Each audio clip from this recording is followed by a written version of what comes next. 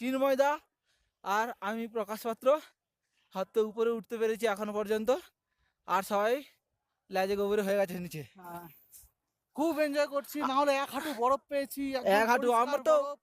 বড় মানে জুতো নিয়ে এসেছি 1 হাঁটু জুতো, তার ভেতরে কোথায় গেল মানে এই সব কিছু ঘোরা এক জায়গায় আমাদের রাখলে। দেখি হ্যাঁ। বরফ ঢুকে আছে পায়ে।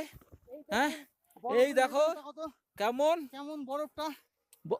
হ্যাঁ বাদ দিকে বাদ দিকে, হ্যাঁ। কেমন বরফটা দেখতে পাচ্ছেন, কতটা বরফ, একদম সাদা না ওটা ধবধবে। তো ওখানে মাঝখানে জল থাকে সেই জন্য, সাইডে হ্যাঁ। যখন এসে অনেক। প্রচুর বরফ একদম।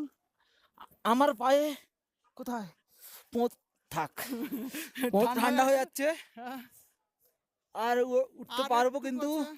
তাড়াতাড়ি 12:30টার মধ্যে আবার গাড়ি ধরতে হবে আমাদের, সেই জন্য উঠতে পারছি না। আমি আর আমি ফার্স্ট হলে চিন্ময় দা আছে সেকেন্ড, তারপরে এই দেবদা আমি আছে, সেকেন্ড। তারপরে শামসি আছে, তারপরে তো সে যে হাসান দা অ্যাসমা নিচে আছে, জিদ আর ইসাক মানে নিচে সেলফি তুলছে কিন্তু দেখায় বলে উপরে তুলছি আমরা। আর কে কি, আমি কথা বলি। হ্যাঁ এসছি এবার আমি উপরে দেখতে পাচ্ছি কারোর পায়ের ছাপ নেই, মানে আমরা সব তো উপরে উঠে এসছি। হ্যাঁ উই আর দ্য ফার্স্ট কি পারসন, ফার্স্ট টু কতটা পারসন। উপরে উঠেছি বুঝতে পারবেন। আমি উপরে মানে কি এটা কি লেক, ছাঙ্গু লেকে, ছাঙ্গু লেক। টি দিয়ে শুরু সেই জন্য আমি ছাঙ্গু বলতে পারছি না। ছাঙ্গু লেকটা দেখুন কত উঁচুতে,